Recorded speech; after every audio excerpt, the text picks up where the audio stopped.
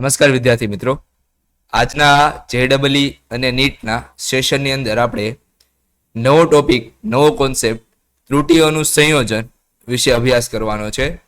જેમાં આપણે જોઈશું કે કોઈ વસ્તુ જ્યારે તમને એમ આપેલું છે કે z બરાબર a પ્લસ b, આની અંદર ત્રુટી કેટલી છે, બરોબર? મતલબ કે બે અલગ અલગ ભૌતિક રાશિઓ આપી છે, બે અલગ અલગ ભૌતિક રાશિ આપી છે અને આપણને એમ કીધું છે ટોટલ ત્રુટી શોધો.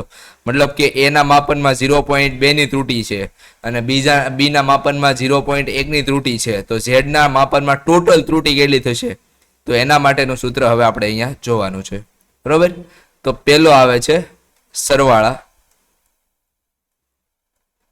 તો સરવાળા માટે આવે છે, જો z બરાબર a પ્લસ b હોય તો z ના માપનમાં થતી ત્રુટી z બરાબર a પ્લસ b થશે. સેકન્ડ, જો બાદબાકી હોય, બે રાશિઓની બાદબાકી હોય તો શું થશે? બાદબાકી હોય, માનો કે z બરાબર a માઇનસ b આપેલા હશે, છતાં ત્રુટીઓનો શું થશે? સરવાળો થશે. મતલબ કે a ના માપનમાં જે ત્રુટી થઈ હોય અને b ના માપનમાં જે ત્રુટી થઈ હોય એ બંનેનો શું થશે? સરવાળો થશે. એટલે આપણે આ બંને વસ્તુને ધ્યાનમાં રાખીશું, બરોબર? હવે આપણે જોઈએ થર્ડ, ગુણાકાર. તો ગુણાકાર માટેના નિયમ શું છે? તો કે ગુણાકાર માટે જો z બરાબર a ઇન્ટુ b હોય તો આના માપનમાં થતી ત્રુટી delta z by z is equal to delta a by a plus delta b by delta ખાલી b થશે, બરોબર? અને સેમ ટુ સેમ ચોથું, ભાગાકાર.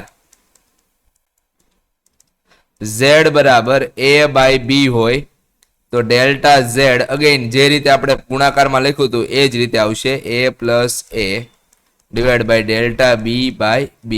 અને જો તમને ઘાતવાળી કોઈ સંખ્યા આપેલી હોય, ઘાતવાળી સંખ્યા, બરોબર? ઘાત માટે જો એમ કીધું હોય કે z બરાબર a ની b ઘાત અને b ની c ઘાત, તો આની ત્રુટી થશે ડેલ્ટા z બરાબર b into delta a by a plus c into delta b by b. અને ખાલી એમ કીધું હોય કે z is equal to a raise to a, તો આના ત્રુટી કેટલી આવશે? તો કે delta z by z is equal to a into delta a by a. ચાલો હવે એક દાખલો આપણે જઈએ. આ દાખલાનું સૂત્ર મોસ્ટ આઈએમપી છે, ઘણી વખતે પૂછાય છે અને વિદ્યાર્થીઓ આમાં ભૂલ પણ કરે છે કે ભાઈ અવરોધોના સમાંતર જોડાણ માટેનું સમતુલ્ય અવરોધનું સૂત્ર આપેલું છે. શું આપ્યું છે? rp બરાબર r1 r2 divide by r1 plus r2, અને એના સૂત્ર પરથી આપણે ડેલ્ટા rp શોધવાના છે. તો કઈ રીતે મળે? તો આપણને ખબર છે કે 1/rp બરાબર 1/r1 પ્લસ 1/r2 થાય આવું. ચાલો હું છે ને બંને બાજુ, જો હવે એક વસ્તુ તમને ખબર હોવી જોઈએ કે આ ડેલ્ટા અને આ ડેલ્ટા, આ બંનેમાં શું ફરક છે? આ તફાવત માટે છે, તફાવત માટે. આ પણ તફાવત માટે છે, પણ આ ડેલ્ટાનો ઉપયોગ શેના માટે થાય છે? ખૂબ જ સૂક્ષ્મ તફાવત હોય, ખૂબ જ સૂક્ષ્મ તફાવત હોય, અથવા આંશિક વિકલન માટે થાય, આંશિક વિકલન માટે, બરોબર? ચાલો તો હું અહીંયા પેલા છે ને ડેલ્ટા વડે ઇન્ટ્રોડ્યુસ કરું. 1/rp બરાબર delta 1/r1 plus delta 1/r2, બરોબર? આ ડેલ્ટા શું છે? જ્યાં ડેલ્ટા બરાબર d બાય dx છે, d બાય dx છે. ઓકે, ચાલો હવે આ જે તફાવત છે, જે અવરોધોમાં થતો ફેરફાર છે, હાલો એ કયો?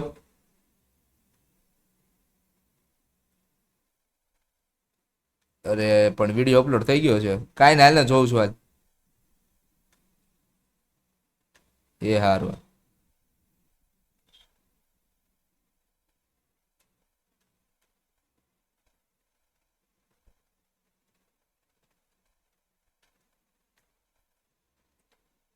ચાલો આજે આ જે ત્રુટી છે એકદમ સૂક્ષ્મ છે, બરોબર. એટલે આ સૂક્ષ્મને આપણે એના વડે દર્શાવીએ ડેલ્ટા વડે. 1/rp બરાબર delta 1/r1 plus delta 1/r2.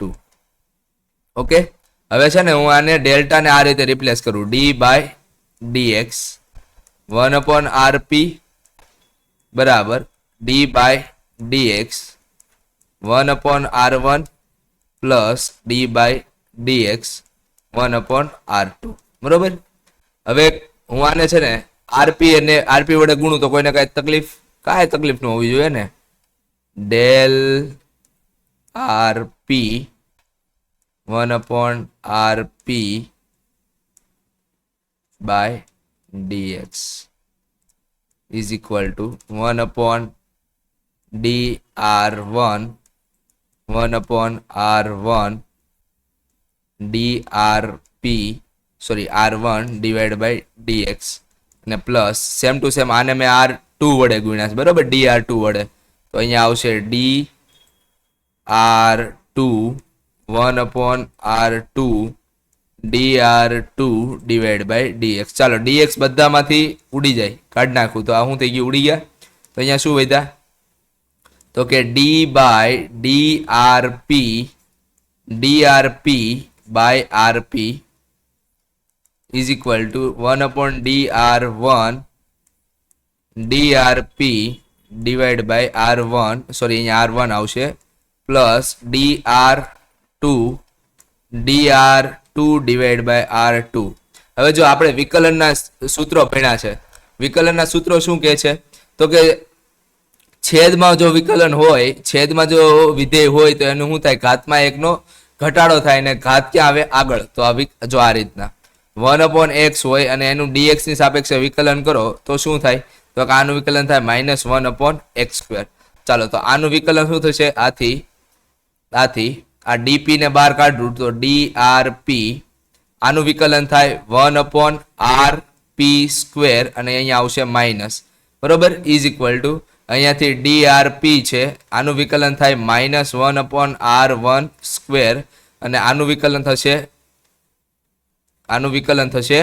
1/r2² અને એ પણ કેવા માઇનસ, બધી જગ્યાએથી માઇનસ કોમન નીકળે. તો અહીંયા શું વધ્યું, drp by rp² બરાબર dr1 divided by r1² plus dr2 divided by r2². જો આ d છે, d એ બેસિકલી શું દેખાડે છે, તફાવત દર્શાવે છે, બરાબર. આપણે જે આગળ ઉપર જે d જોયા ને એ બધા શું દર્શાવે છે, તફાવત દર્શાવે છે. તો એટલા માટે થઈને અહીંયા લખી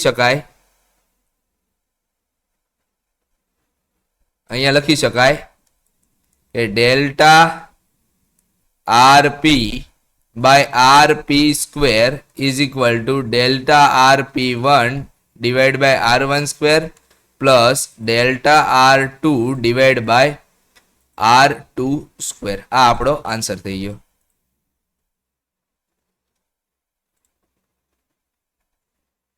ઓકે, તો આ જે સૂત્ર છે, આ સૂત્ર ખૂબ જ ઇમ્પોર્ટન્ટ સૂત્ર છે. એમસીક્યુમાં જ્યારે નીટના એમસીક્યુમાં તો ખાસ કરીને આવા સૂત્ર પૂછાય જ છે. ઓકે, તો આવા જે એમસીક્યુ છે એનું સૂત્ર તમારે ડેરિવેશન યાદ રાખવાની જરૂર નથી, પણ આ જે સૂત્ર છે એ જ સૂત્ર મોસ્ટ આઈએમપી છે. આ ડેરિવેશન એટલા માટે કરાવ્યું કે કોઈ વિદ્યાર્થીઓને જિજ્ઞાસા હોય કે કઈ રીતે આ રીતે થાય. નકર આપણે કીધેલું જ છે કે ડેલ્ટા આ રીતના હોય કે z બરાબર a બાય b, તો આપણે એમ લખીએ કે ડેલ્ટા z બાય z બરાબર delta a by a plus delta b by b થાય. તો અહીંયા એવું કેમ ન થયું, અહીંયા કેમ સ્ક્વેર આવી ગયા, એટલા માટે થઈને આપણે આ ડેરિવેશનનો અલગ વિડીયો બનાવવામાં આવ્યો છે. આ જ કોન્સેપ્ટનો ઉપયોગ કરીને નેક્સ્ટ ટાઈમ આપણે જુદા જુદા દાખલાઓ ગણશું અને એનો અભ્યાસ કરીશું. ઓકે, કયો જવાબ આવે છે, કઈ રીતે ઝડપથી દાખલા થાય છે. ઓકે, તો આ રીતે આપણે દાખલા ગણીશું અને આ લેક્ચર, આ સિરીઝની અંદર આ જ રીતે આપણે આગળ વધીશું. ઓકે, મળીએ છીએ આપણે next time. Till then, thank you.